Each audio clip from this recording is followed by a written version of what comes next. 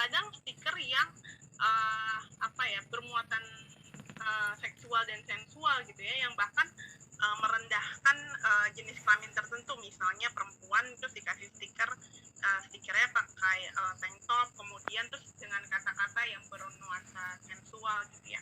Terus Bapak Ibu sering tukar-tukar stiker itu gitu ya. Nah, itu sebetulnya bagian dari membangun kultur menormalisasi gitu ya.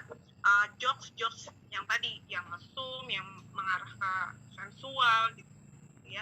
Lama-lama akhirnya nggak ditegur gitu ya, lama-lama itu jadi kebiasaan, jadi kultur yang ada di grup WA ibu bapak sekalian. Nah, bayangkan kalau misalnya di grup WA Serikat aja banyak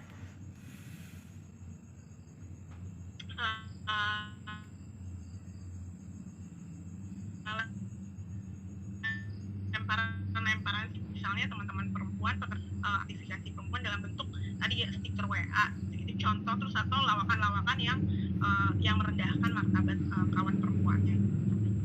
Nah, kadang-kadang itu kita nggak sadar, atau kadang-kadang kita merasa ketika ditegur, kamu gitu aja diajak bercanda, nggak seru, diajak bercanda aja nggak, itu kan bercanda gitu ya. Nah, itu sebetulnya teguran-teguran itu kita harus sampaikan, dan Bapak Ibu ketika ditegur, iya ternyata ini tuh menyinggung orang lain, menyinggung kawan saya dan seterusnya. Jadi pelan-pelan harus dikurangi. Nah, juga kita harus mengingat bahwa ada sanksi pidana gitu ya. Bisa dilaporkan kalau misalnya pihak itu tidak menerima gitu ya. Karena misalnya pelecehan seksual non fisik seperti ujaran gitu ya, perkataan, pelecehan seksual verbal, itu deliknya delik aduan. Jadi ketika yang bersangkutan tidak menerima, maka dia berhak gitu ya melaporkan. Nah, ini juga jadi pertanyaan nih ketika para anggota dewan menyusun pasal ini ya, pasal mengenai pelecehan seksual non fisik. Terus anggota dewan bilang gini, nanti kita semua yang ada di sini dapat dijerat dong dengan pasal ini. Loh, kenapa Pak? Iya, misalnya saya di dalam rapat saya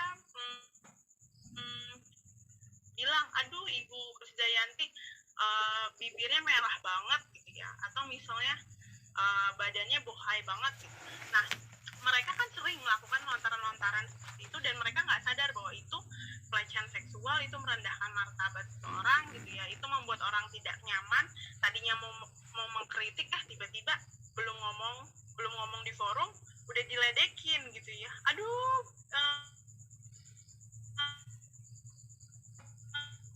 kepercayaan diri perempuan gitu ya akhirnya menurun. Nah, itu bisa jadi juga dilaporkan gitu ya.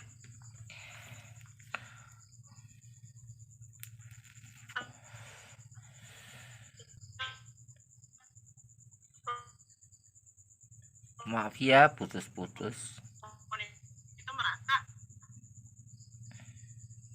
sinyalnya kurang bagus. Tapi Ibu sebetulnya juga jangan ini keluar lagi guys, kembali lagi masuk, bahwa pada dasarnya kunci untuk menghindari tidak terjadinya tindak kekerasan baik laki-laki maupun perempuan, kekerasan seksual adalah bagaimana menghindari diri menjadi pelaku. Ini kalau masing-masing menghindari diri menjadi pelaku, insya Allah akan tidak ada lagi tindak kekerasan seksual. Itu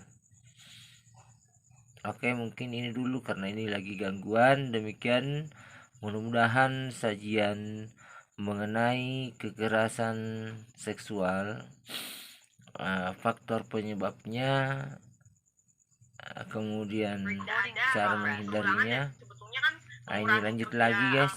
Penegak hukum juga ya, masa dikit-dikit diaduin, tapi ini justru ingin membangun situasi kerja yang kondusif gitu ya. Jadi kita harus sadar bahwa ini bisa dipidana, tapi kita juga harus sadar ya kita jangan melakukannya, dan kita harus menghindari.